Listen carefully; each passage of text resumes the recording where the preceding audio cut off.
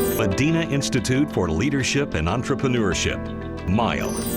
Well, thank you very much. First of all, thank you for joining us today. It's a privilege for me to be here. Today we're going to talk about presentation skills at the executive level. Now we're going to talk about it from really two different perspectives. And the first perspective is about how to use visual aids effectively when you present. And the second perspective is we're going to walk through a sample template that you can use to create high-impact executive or sales presentations. Now, the reason why I chose these two items and this topic is because I've been to so many presentations, and I'm sure that so many people on the call have been to other presentations as well. And oftentimes we see where the presenter is not really all that interesting. You know, I was working with a large organization here in Canada some time ago, and I had been to many presentations with our executive director, and every 3 months, this man, who was well respected, very, very astute individual, would give these presentations to update the entire organization on the quarterly performance of in all the different areas. And what would happen in just about every presentation is that 3 or 4 minutes into it, people would start checking their phones, they would start checking their email, they would start, writing something else, and absolutely lose interest in the entire presentation. And so many times we see this happen because so many presenters, whether we're executives or salespeople or professional speakers even, so many speakers rely on the wrong tools and the wrong format, and they rely on the wrong skills to help them be effective as speakers. And so today we're going to take a look at two specific things that you can do to really elevate the impact of your presentations. Now, the first problem that we see very often with presentations is the use of PowerPoint slides. Now, the use of PowerPoint slides can be a very powerful tool, as you can clearly see, for example, here in our presentation today. But the problem with using PowerPoint slides is so many presenters really don't know how to use them properly. So I'm going to walk through the reasons why PowerPoint slides need to be created effectively. So that's the first thing we'll do today.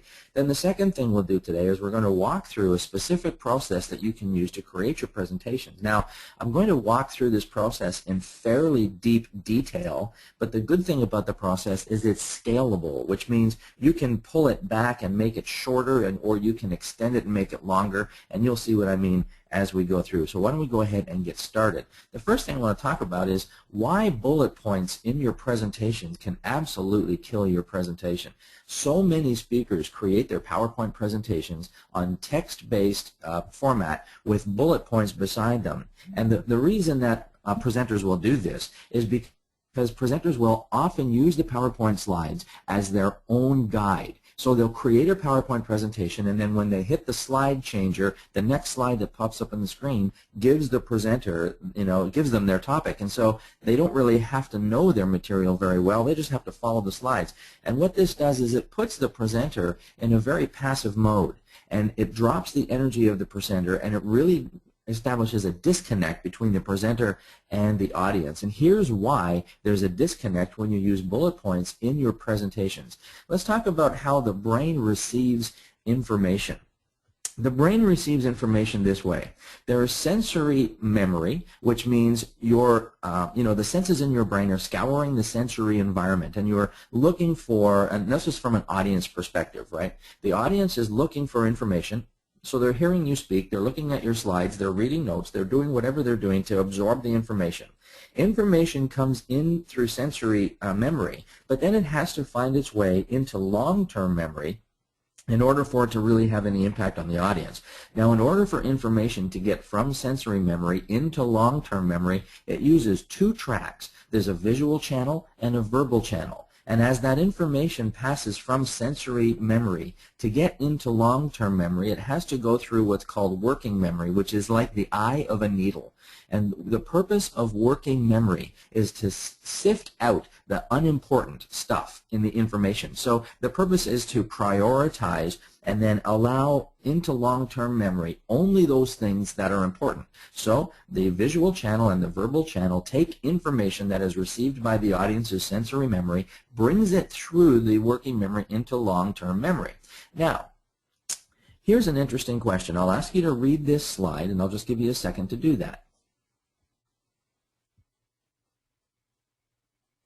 Now, when I do this presentation live and I put this screen up on the screen and I ask the audience, which channel are you using when you read these words? Are you using the visual or the verbal channel? And I don't know what your answer was, of course, but more often than not, the vast majority of the audience puts their hand up on visual. They believe that we're using the visual channel when we read these words. But here's the thing. Text is actually sound. Here's why. Because as an audience member, we read the words that are on the screen, and I'm talking about the bullet points of the slides, and our brain has to take those words and convert them into sound in our mind so that we understand what they mean. Now, if I put words up there that were in a language that you didn't understand, you wouldn't be able to really understand the words because your brain cannot take those words or take, the visuals that it sees and convert it to sound. So text is actually sound to the audience. So what does that mean? What that means is that text uses the verbal channel. And so here's what's happening. If I'm in the audience and you're using bullet point text-based slides in your presentation, the text is going to go through the verbal channel just like the audio. So the result of that is that we've got the spoken word and we've got the written word, and they're both using the same channel. So it's almost like somebody speaking on top of somebody else. But here's the challenge. The challenge is that the spoken word goes through faster than the written word does. Because when I speak to you, your brain has to use much less processing to really understand what I'm saying. But when you're looking at the screen and you're reading the words, your brain has to convert those words into sound, which causes a very slight delay. So although the spoken and written words go through on the same track, they go through at different speeds. And so what happens is it kind of dilutes the learning process because the audience's brain can really only absorb information one piece at a time. And so when I use bullet point text-based slides in any presentation, all I'm really doing is causing confusion and limiting the learning, limiting the long-term memory, and limiting the way the information gets into the audience's brain. So what we want to do when we're doing presentations is we want to use more visuals and less text. There's a brain expert in the United States. His name is Dr. John Madinah. And John Madinah has shown this in his studies. He has shown that when we do a presentation, and if we use bullet point slides, average retention of that information after 72 hours of exposure is only about 10%. But as soon as we add a visual, we add an image, the retention rises to about 67 or 70%. That is a substantial increase in the way the audience is receiving the information. And so with our presentations, what we really want to try and do is we want to limit the amount of text that's on the slides, and we want to use more visuals so that the information going into the audience's brain uses both the visual and the verbal channel. And that way we are elevating the way the audience receives the information to a significant degree. And so the next time you need to do a presentation, what we want to do is make sure not to use bullet points, because that's why bullet points can kill your presentation. And yet so many presenters use bullet points in their presentation. So I encourage you, the next time you need to do a sales presentation or an executive presentation, an annual general meeting, any kind of a presentation that's of any measure of importance, stay away from the bullet point slides as much as possible. Here's an important point that might be of value to some of you. When you do presentations, in most cases, not in all cases, but in most cases, presenters make this huge mistake, and that is that we often think that our presentations are designed to transfer information. We're supposed to be teaching or informing, and that is true. Presentations are for transferring information and teaching and informing, but the primary purpose of most business presentations is not really just to teach or to transfer information. The primary purpose of most business and executive presentations and sales presentations is to transfer emotion. Because you see, my objective is I want the audience to feel about my message the way I feel about my message. So I need the information, of course, and I'm going to need to present the information in a way that the audience can receive it. But my prime objective in most business presentations is really to elevate your enthusiasm for my information, because now I'm going to take you to the next step, and we'll close the sale, or we'll follow up with an action plan, or whatever the next step is. But more than transferring information, consider yourself to be somebody who's there to inspire, to influence the audience, because your purpose now as a presenter is to reach past the audience's intellect, get into their imagination, and change the way they think, change the way they feel, or change the way they believe about something. And information alone is going to be a very weak tool to do that. So more visuals, less text. Okay, let's take a look now at what I call the high-impact presentation template. Now, I'm going to walk through this entire template to a fairly significant degree, but understand this. When you're creating your presentations, the more of this template that you can use, the better. But I've seen tremendous presentations done using just a fraction of this template. Either way, the template is very powerful, and it'll really help you organize your presentation. And what will happen oftentimes is you'll be able to take a presentation and create it so that it has substantial impact without the use of visual aids or PowerPoint slides or any kind of notes. So let's get started and walk through this piece by piece. And while we're doing this, consider how this format may apply to you and your content. So let's start with what I call the what circle. I'm going to go through 8 different circles in the template, and I'm going to go through them in order, and I'll discuss each one of them in fairly substantial detail, and so you can decide how much of this is going to be relevant for you. So the what circle is this. This is the first part of your presentation. Now the what circle basically has 3 segments to it. The purpose of the what circle is to influence the audience to think a certain way. And here's the response we want in our audience's brain, that we want our audience to think these things. So at the what circle, we want to give the audience basically a high-level overview of what our presentation is going to be about. And there are 3 ways, 3 components we use to do that. The first component is the premise. So what we want to do is give the audience a sentence or 2, not a long description, just a sentence or 2, or maybe a short example, a short story that gives the audience some understanding of what the presentation is going to be about. So we call that the premise. Now step number 2 in the what circle is what I call the rapport or the credibility piece. And so what we do here is we give the audience one statement, one sentence, or maximum 2 sentences that tells the audience that we are the right person qualified to deliver this presentation. And then the last piece of the what circle is the promise. And the promise lets the audience know what they're going to be getting in return for the investment of their time today. So let me give you a very short example of a what circle using a premise, a rapport or credibility, and a promise. If I was doing a presentation in front of a live audience, let's say about using PowerPoint slides, then my presentation might begin something like this. Here would be my premise. It would be, you know, so many presenters lack impact in their presentation because they rely too heavily on bullet point slides. Now, my second piece, my rapport or credibility, might sound like this. You know, in 46 years on the live stage, I've learned some important tips and tricks that will really elevate the impact of any presentation. That's my rapport piece. And then I'll give the promise. And the promise might sound like this. You know, in the next 40 minutes, you're going to learn 3 fundamental principles which will profoundly impact your presentations from this point forward. So if I do the whole thing, it might sound like this.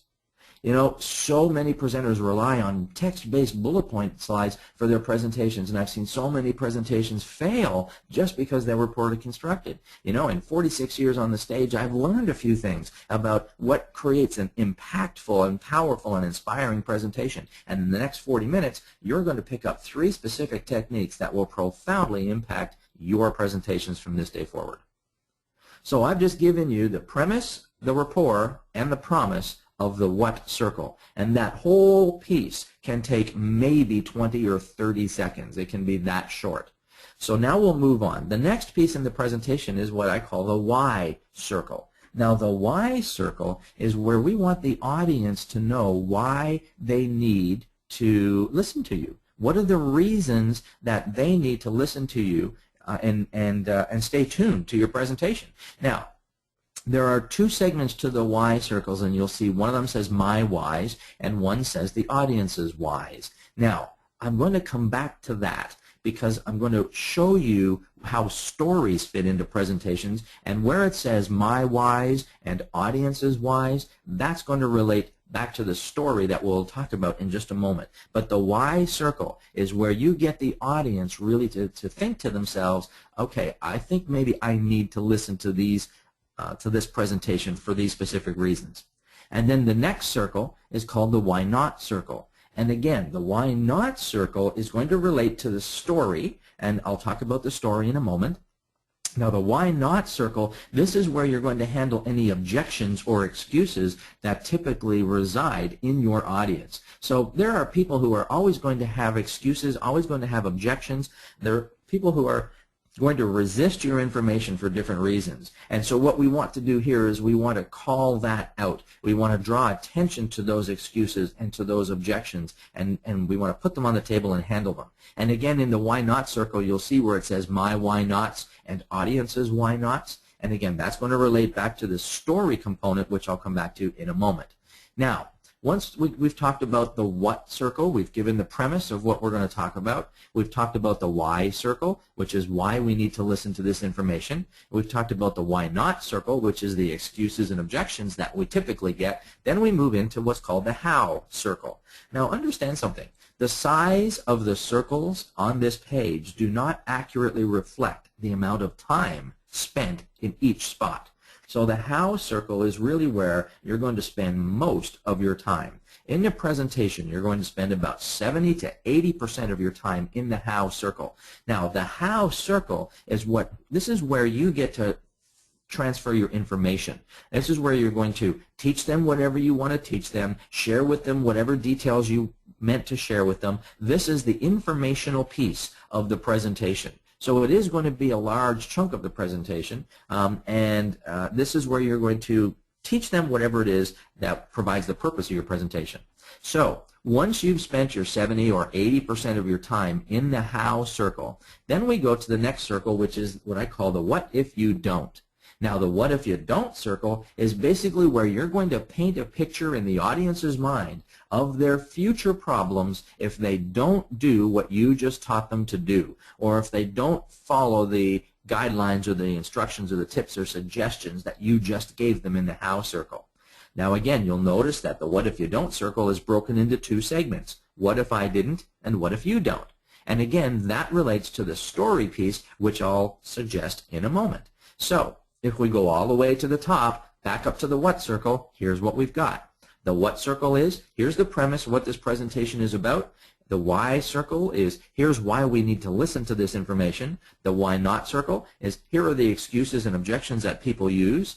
The how circle is, here is the stuff I'm going to teach you. And then the what if you don't circle is, here's what your future is going to be like if you don't do the things I just taught you. And then we'll move in to what I call the what if you do circle. And this is where you're going to paint a beautiful picture of their future if they do the things you just taught them to do. And so you're going to project into the future, and so many important things happen here in this circle. What happens with the audience is when you start projecting into the future what their future is going to be like, they start doing the same thing in their own minds, and they start taking your information and applying it to their own circumstances, their own business, their own lives, and they can start actually seeing themselves using your concepts and your ideas in their future. And so we suggest that to them by providing them a visual image in their minds using your words. You talk about what their future is going to be like if they do the things that you just taught them to do. And then the next circle, the next circle is what I call the what's next. The what's next circle is where we issue a challenge. So what we do here is we say to the audience, look, I challenge you to take one concept that you've learned today and apply it in the next 30 days or 60 days or 7 days, whatever's relevant to your content. And the reason we issue a challenge here is because when we suggest something to an audience, they don't take it as seriously in their own minds as when we challenge them. And we do it very politely and even maybe with a little bit of fun to it. But we say, listen, so here's my challenge to you. I challenge you to, in the next 7 days, try this presentation structure out and see how it works. So there's a challenge, and it changes the way the information is received in our brain. And then the final circle in the presentation concept, this is what I call the what now circle. The what now is where you have an immediate call to action. What is it you want your audience to do right now? Now, not all presentations have a call to action, but if there's something that you're trying to inspire your audience to do imminently, then a call to action is a very powerful tool. So now, we're going to revisit all of these circles very quickly, but before we do, we're going to inject something into our presentation, and we inject a story. Here's the importance of story. There are three components or three principles to language that you want to use when you're presenting, and here they are. The first principle is we want our language to be visual, which means we want to use words that creates a picture in the mind of the audience so that they can see what's happening and create the image in their own brain. Now, that's why images are so important. And I'll tell you that when you use descriptive visual language with your words, and the audience can create an image in their own mind, in their own brain, using their own imagination, that type of visual is so much more powerful than most images you can put up on any PowerPoint slide.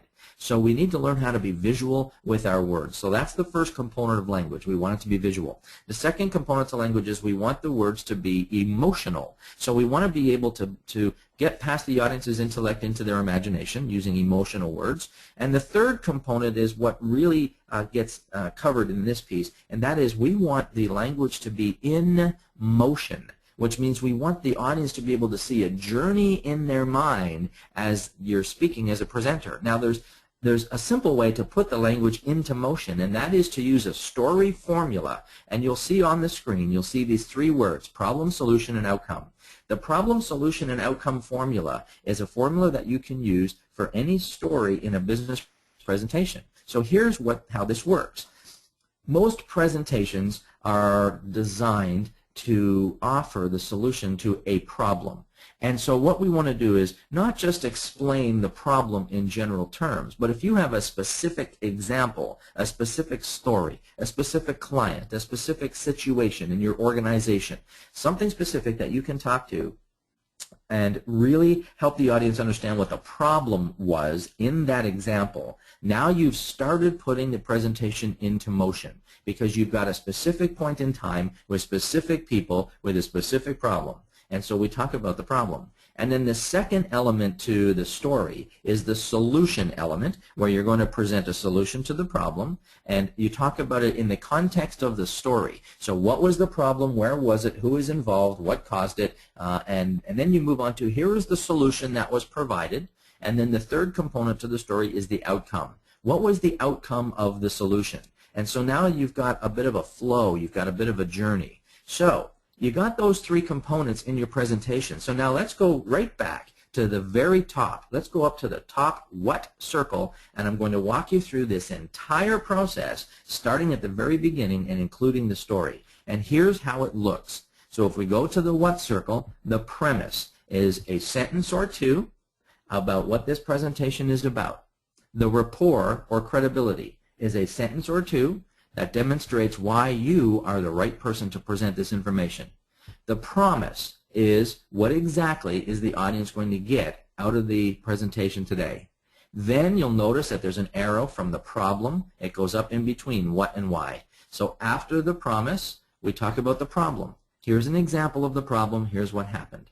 Then we go to the why. Now, in the why circle, you'll see it says my whys and audience's whys. Here's what that means.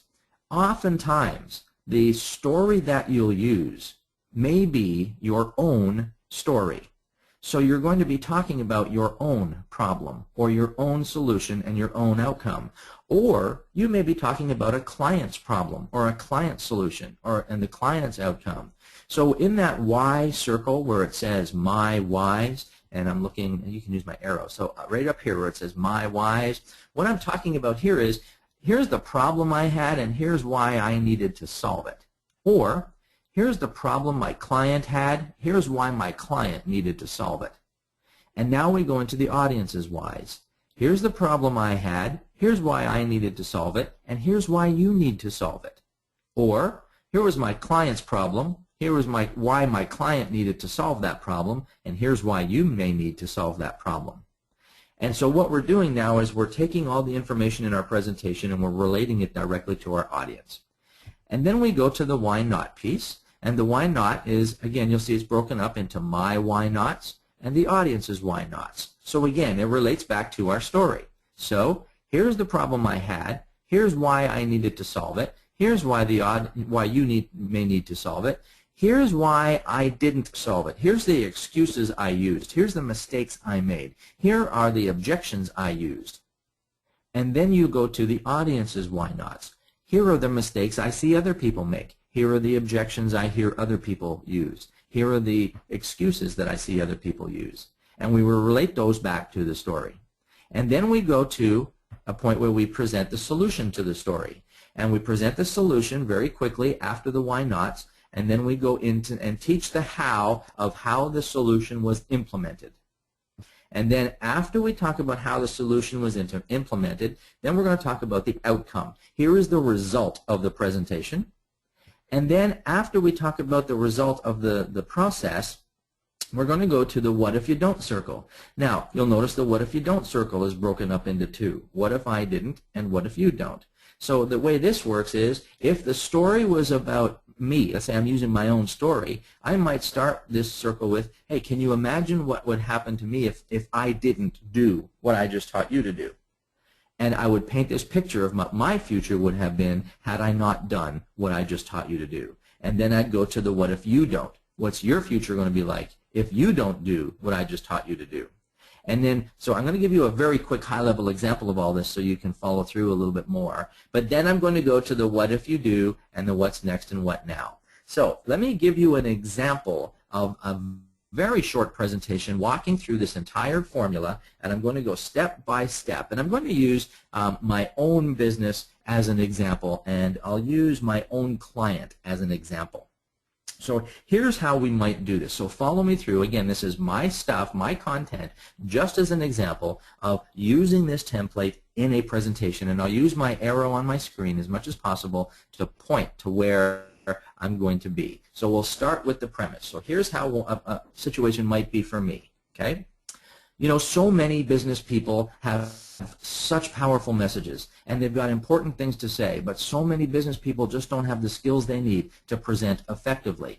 You know, in 47 years on the live stage, I've learned some basic skills and techniques that will really help any presenter be more effective on the stage. And today I'm going to share with you 3 specific fundamental skills that are going to help you be a more effective presenter and more effective speaker. Let me tell you about a client of mine. My client's name was Alfonso, and Alfonso came to me with a problem. The problem was he had a very profound message, but he didn't know how to take the stage, and he was mortified to take the stage, but he was getting asked to speak, and he was turning the speaking engagements down because he just wasn't ready to speak. And so it was really important for Alfonso to learn how to speak because he had a message to bring to this world, and he wanted to bring that message to the stage to the benefit of other people who could learn from his message. But you know, I meet so many other business people and so many other speakers with profound stories, and they need to be able to bring their message to the world. Sometimes they want to earn revenue from it. Sometimes they've written a book and they want to present that book to the world, and sometimes they just have a profound message that they know can change lives. But you know, one of Alfonso's problems was that he kept thinking he wasn't ready. He kept thinking he wasn't good enough and that his message wasn't powerful enough for people to take the stage. I see so many presenters and executives and salespeople who don't have the confidence they need, who think that sometimes they think that they'll just use a PowerPoint presentation and that'll get them through. And sometimes they think they're really good on the stage and they just don't really need any training and that they're going to be effective just when they wing it. So it's a very big problem for a lot of people to learn how to deliver powerful and effective presentations. So what we did with Alfonso was we brought him into a training program, and we taught him 3 fundamental principles for engaging an audience. Now let me share with you what those 3 principles are. And so in this part of the presentation, folks, I would spend about 80% of my time explaining the principles. And then I'll go to the outcome. Now, After Alfonso learned these principles, he learned how to be effective on the stage, how to engage an audience, and he then became a professional speaker, and now he speaks around the world to young audiences, inspiring them and influencing younger people to start their own businesses. Now, can you imagine where Alfonso would be if he didn't learn how to present and speak professionally? He would still be turning down speaking opportunities. He'd still have a self-image problem. He'd probably still be mortified to take the stage. So let me ask you, where are you going to be in 3 months or 6 months or a year from now if you don't learn how to present effectively? Is your message still going to be hidden inside you? Is your message still going to be contained and not being reached by the people that it's going to affect the most? Where are you going to be if you don't learn how to present properly, if you don't do the things we talked about over here in the house circle? But think ahead for a moment. What's in store for you if you do learn how to become a solid presenter? Is your audience going to be more receptive to your message? Are you going to be open to more speaking opportunities and presenting opportunities? Are people going to look at you in a different light because you've got a whole new level of credibility? Are you going to have more confidence about your speaking and presenting skills and really have a much greater impact on your audiences? Well, here's the thing.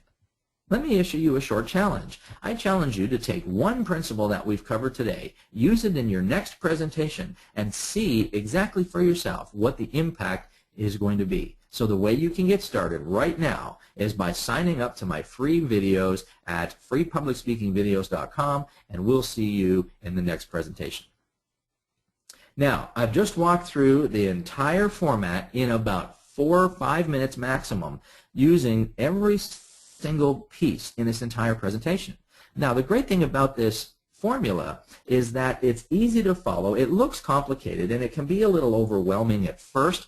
It looks a little bit complicated, but when you use it, when you really apply it, and you commit this process to your memory, you're always going to know where you are in your presentation. You're never going to need to use notes in your presentation, and you're going to take the audience on a very specific journey throughout your presentation. Now, it looks very in-depth here, but you don't have to go as deep as I did in my example here. You can use some of these circles, all of these circles, whatever works for you.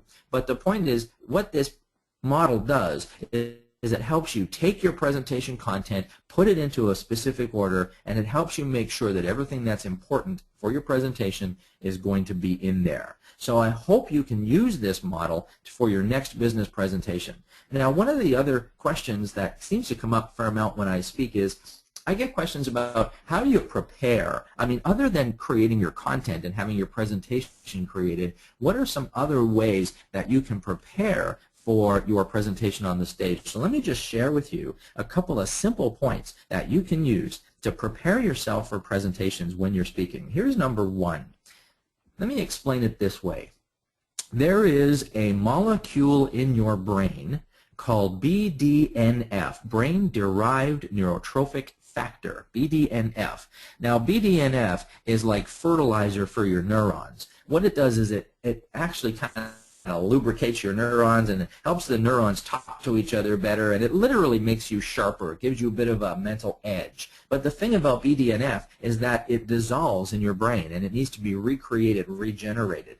Now, BDNF is generated through movement. And so one thing you can do before you present or speak is go for a short walk. Nothing that's going to make you perspire, but if you go for a walk up and down the hall, maybe 5 minutes, 7-minute walk, just to get your body moving, what that'll do is that's going to create the BDNF molecule in your brain, and it will literally make you a little bit sharper when you take the stage. And so when you get to the stage, you've got your brain in peak condition. A few other points. Another one is this. I encourage speakers not to memorize their entire presentation, because when you memorize your entire presentation word for word, it's all contained in your mind. And so many of us, when we take the stage, our minds can go fuzzy, our minds can go blank, and we kind of lose our spot. But there are some places that you do want to memorize, and I believe you do want to memorize your very first words. The very first thing that comes out of your mouth when you take the stage to present, we need to memorize that and know those words like you know your own name, so that when you get on the stage and you start speaking, the right words come out the right way, and you put yourself into a groove. You put yourself into a state, and your brain is going to remain compelled to keep you in that state. But if you come out onto the stage and fumble, you're going to have a difficult time recuperating. So know those first words. So when you go for a walk before you speak and get the BDNF generated in your brain, and when you take the stage and you know those first words so very well, you're going to find it a lot easier to get off to a good start when you present. Here's one more tip for you for presenting. Always have a bottle of room temperature water with you. Never a glass and never with ice. And here's why. If you have a glass of water, it can be knocked over. If you pick it up to drink it and your hands shake, you can spill it over the top. I've done that many times. A bottle of water you can grasp, and the audience will not see your hand shake. And the reason why you want it to be lukewarm is because cold water is going to restrict your vocal cords and make it more difficult for you to speak. But warm water, room temperature water, actually lubricates your vocal cords and makes it easier for you to speak. So there's a couple of tips that you can use to get yourself prepared for your next presentation. So in quick recap, number one is if you remove the bullet points from your presentation and you use visual language or visual slides, if you take your presentation and put it through a template that is designed to bring the audience on a journey and organize your information so that it flows logically around a relevant story, and if you follow these simple tips before you present, go for a quick walk, know your first line, and have lukewarm water with you, just those tips alone are going to profoundly impact your results as an executive presenter or as a sales presenter. And with that, I thank you so much for attending today, and I hope you got some value out of my presentation, and I stand by ready to answer your questions. Mr. Jaffrey, over to you. Thank you very much, sir, for a very, very interesting presentation, and indeed a very intriguing one. Folks, we're now open for question and answers, so if you have any questions, you can put it in the question box, or you could raise your hand. There's a hand icon available on your console, so if you click on it, you can talk. I can unmute you, and you can talk to Steve Lowell directly. Let me go to the question box directly. There are interesting comments people are appreciating, but could you give some tips about keeping a proper eye contact? Yes. Thank you for the question. Eye contact is so important. So here's the way I do eye contact, okay? And it really depends on the size of the room. Oftentimes I'll be able to see my entire audience. And so to give eye contact, what I'll do is I will pick one person in the audience and I'll speak directly to them for maybe 5 seconds. And then I'll pick another person in the audience and I'll speak directly to them for maybe 5 seconds. And I'll just look at different people in the room and I'll speak to them for 5 seconds each. And each time I'll nod my head as I'm speaking to them, and what you'll find is they're going to nod their head back. Now that works easily if I can see my audience, but sometimes I'm on a stage with a large audience and there's bright lights and I can't really see anybody. So what I'll do is you have to look out into the darkness and just pretend. You almost have to pretend that you're seeing somebody and look them right in the eye and nod your head as you're speaking to them, because the audience doesn't know that you can't see them. They can see you, so they assume you can see them. So when you look out into the audience, whether you can see them or not, they believe you can see them. And so if you can't see your audience, just use your imagination that you can and visualize yourself making eye contact with one person at a time for about 5 seconds each. And for your entire presentation, just make constant eye contact one person at a time. Because what will happen with a larger audience, you may be looking at one person, but all the people around them think you're looking at them too, because the impact of your eye contact widens as it goes out into the audience. So that's how I make eye contact when I speak. Thank you very much. We have another short question. Any suggestions about grabbing a quick attention before starting the presentation? Some experts suggest to start with a story or just illustrate an abstract image photo as the very first slide, asking audience to explain what they see on the screen. Yes, both of those techniques can be very powerful. It is a very good idea to grab the audience's attention early, but there are some dangers here. See, it's such an important question because, I believe that an audience's most expensive and most scarce resource is their attention. And so as a presenter or a speaker, we need to do whatever we can do to capture and to hold that attention. And so getting their attention right off the bat with a startling statement or a story or an example, all of those things are excellent ideas, and I highly recommend them. But here's the danger.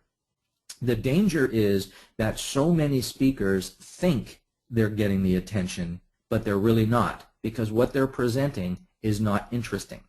And so I know that sounds a little bit crude, but we want to make sure that if we're going to tell a story at the beginning, which I often do, if we're going to show an image, which I often do, we need to make sure that it actually is interesting and not just tactical for our presentation. It needs to be something that the audience is going to actually be interested in. So ask people before you present. Ask a number of people, is this interesting? Would this capture your attention? Yes or no?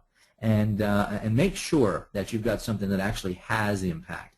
And don't try too hard. I mean, you can get the audience's attention just by coming out and being a nice, smiley person. You don't have to use theatrics. The more outrageous you get, the more risk you're running. So you want to be very, very cautious. I agree with the principle.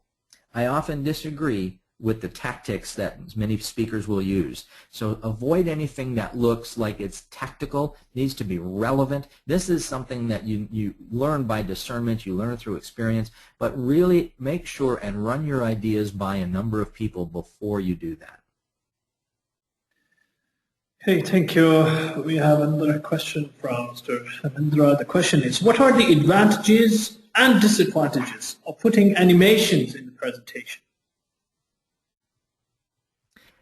Now, the question is about animations, and I'm assuming you're talking about animated slides or video or cartoons or some sort of animations in a presentation, or you may be talking about animations within the PowerPoint presentation. So let me address both of those to make sure that both can answer. Let's talk about animations in a PowerPoint presentation or a keynote presentation.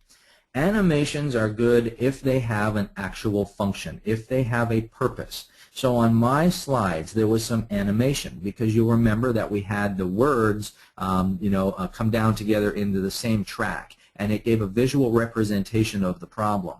So animations on a PowerPoint slide should never be used for entertainment, never be used because they look neat, they look cool, they look fascinating. Animations are to be used to prove a point, to elevate a specific point. They should be used as a tool to help you support your message rather than entertain or to just be cool. And so many presenters will do this. They will put all kinds of flashy animations in their PowerPoint slides because they can. Well, the truth is, it doesn't impress anybody. Most audiences really find it quite irritating. And so the animation should only be used if it actually has a direct purpose to the slide. So that's to answer the question about animations in PowerPoint slides. Now, if the question was referring to animations like videos and so forth, again, the same kind of answer applies. But here's the risk. Any time that you're on the stage, and if you have anything on a screen, the audience's attention is going to come off of you and onto the screen. And then you have to get the audience's attention back off the screen and back onto you. So whatever's on the screen needs to be more important than the words that you have to say. Otherwise, it shouldn't be there. Because every time the audience takes their eyeballs off of you and onto a screen, the only reason they should be doing that is because there's something more important on the screen than what you have to say. And if what's on the screen, whether it's animated or not, if it is not more important than what you have to say, then the audience's eyeballs should be on you and not the screen, because the audience's eyeballs can't be on both. And so animations in your slides, animations and videos in your presentations are all very valuable, impactful tools when they're used correctly. sadly, most of the time they're not used correctly, and it detracts from the presentation more than supports the presentation. Well, thank you very much, Mr. Head. Mr. Hemendra, for the question. He agrees with your views. Let me move to a caller, our regular caller who has raised his hand. We have Dr. Muhammad Faridi, Rishad Faridi. Doctor, could you please introduce once again and please ask a question? Thank you. Hi, Steve. Thank you for a great presentation. And I'm one of the professors in the public universities in Kingdom of Saudi Arabia. And I always tell my students like the 3 E's, like you have to excite your audience, entertain them, and make them enthusiastic. And today I learned one more thing called the emotions. So thank you for that, and it adds up to my dictionary of giving a great presentation. My quick question is for you is that when you're talking about the water bottle to be kept, it should be kept on the table or it should be on your hand, the first thing. And the second thing is the movement of the hands. Does it, like for me, when I try to move my hands more, often it gives me more energy. So does it, it's favorable in terms from the perspective of the audience, or is it normally it's fine? That's my question.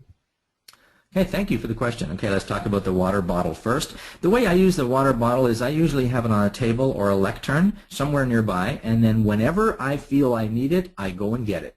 And I've been criticized for that, but I don't care, because my function on the stage is to have the best impact I can on that audience. And if that means I need to go over and get a drink of water, then that's what I'm going to do. So I have it accessible, and sometimes on a large stage, I'll have 2 or 3 bottles of water, and I'll have them spread about the stage. But usually I put them on a table, I put them on the lectern, I put them somewhere, and then I'll go over and I'll take a drink, and I will put the bottle back down. I usually won't walk around with it, because that can be distracting.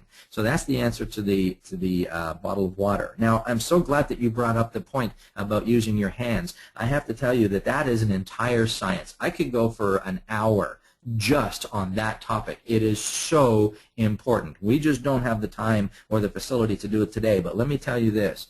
How you move your hands on the stage has a profound impact on how your message is received by the audience. And again, there's a whole science behind this, but when you gesture with your hands, it changes more than your hands. When you gesture with your hands, the reason why it gives you more energy, and I'm so glad you said that, the reason it gives you more energy is because of the positioning of your hands affects everything about your communication. It affects your voice. It affects your facial expressions. It affects your body language. It affects your countenance. It affects your modulation. It affects everything about how you communicate just by how you place your hands. And that's why I encourage speakers and presenters to get out from behind the lectern. Don't have anything that stands between you and your audience, because that physical movement, the body language, not just of your hands, but your entire body, that body language profoundly affects the way you communicate. And that's something that if you have more questions on that, you know, I'd love to chat with you more, but there's a lot to learn about how to use effective body language. And let me recommend a resource for you. See if you can find this book. I don't know if you know where in the world the book is available, but there's a body language expert here in Canada, and he is actually from England. His name is Mark Bowden, B-O-W-D-E-N, Mark Bowden. And he's written a beautiful book called Winning Body Language, Winning Body Language by Mark Bowden. And if you can get your hands on that book, he talks about the impact of using your hands when you present, and it's very profound. So it's an excellent question. Thank you for that. Thanks, Steve, for sharing that. I'll try to grab that book, and thanks, Ali, for giving the opportunity. And thanks. I'm glad we are back again with the presentation. Thank you. Thank you very much, Dr. Muhammad, for always being there to ask the questions. Thank you very much. And let me move to the question box. We have one last question from Brother Sohail Jalil. The question is, how do we best deal with an audience who asks questions to intimidate you or the content of the presentation? So thank you for that question. Here's how I usually do that, and it can be a very difficult thing. oftentimes what I'll do, here's what I found. If somebody in the audience is trying to ask questions in order to intimidate you or to commandeer the presentation, typically they are not representative of the entire audience, although it can happen. So typically what I'll do is if somebody is trying to intimidate me, I will very politely say, you know, I love to answer your question. It's out of scope of this presentation, but why don't we do this? Why don't we meet in the hall afterwards and we can discuss it one-on-one? And if the person gets too belligerent and if they get too persistent, at one time I had the person removed from the room because they were actually destroying the presentation for everybody else. Another way that you could do this is if somebody asks a question, you might refer it to the audience. Say, is there anybody else in the room? Put up your hand if you're interested in this question. And you'll oftentimes that you find that most of the audience is not interested in destroying your presentation. Most of the audience is going to be on your side, and they're going to be supporting you. So the ones that ask, there's a difference now between difficult questions and questions that have, a nasty intent. Difficult questions are part of the game, and you need to know your material well enough to be able to answer difficult questions. But if the purpose of the question is to intimidate, that question, of course, has no place in your presentation. So I would start by saying very politely, I'd like to answer your question. I do have an answer for you. It's outside the scope of our time today. Why don't we go out in the hall and talk about it one-on-one? And that will oftentimes dilute the impact of that person trying to intimidate. Okay, thank you. And I seem to have one more question. So if you allow me, sir, I can take that one. Sure, we have lots of time. Okay, yeah, so there's a question from Mr. Adnan Chandran. The question is, I normally call out some objectives before starts of my presentation, and I recap these objectives before I close my presentation. What do you think over this approach? Keep my audience focused on what I have to say. Yeah, this is a standard approach. It's an effective approach, and there's nothing wrong with that approach. The only comment I have about that approach is that it is very, very common.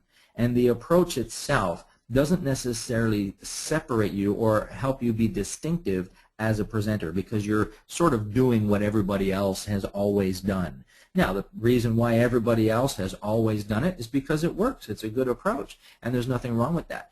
But if you can take that same idea and implement it into the template that we talked about today, then it would definitely work. But certainly, there's certainly nothing wrong with that approach, and I would keep it if it's working for you. And here's the bottom line to everything we've talked about today. Really, if you feel that what you're doing is working for you, and if you feel like your presentations are having impact, and if you're happy with them, then keep doing what you're doing. So what I've offered you today is just some thoughts and ideas and insights and tips and techniques and suggestions that you could use if you feel that you would like to elevate the impact of your presentations. So there's certainly nothing wrong with that approach. If it's working for you, keep it. But I suggest and I recommend, and I even challenge you, try taking that approach and combining it with the presentation template we talked about today and see if it elevates your impact. Well, thank you very much, Mr. Steve Lowell. This really brings us towards the end of the presentation. Any concluding remarks that you would like to give before we dismiss out? Yeah, closing remarks I think would be these.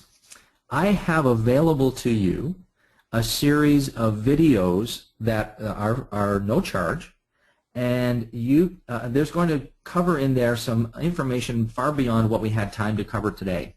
And I recommend that you go there and get these free videos. Here's the website. It's freepublicspeakingvideos.com. www.freepublicspeakingvideos.com. You go there, you just sign up, you'll get all 8 videos. They're about a half an hour each, and they cover some tremendous skills and techniques and ideas about presenting more effectively on the stage. And so if you're an executive presenter, if you're a sales presenter, it doesn't really matter what kind of presentations you're doing. The techniques and skills that you'll learn on those free videos are really going to have a profound impact. And so they're available right now, and you can go and grab those anytime you like. So that's my gift.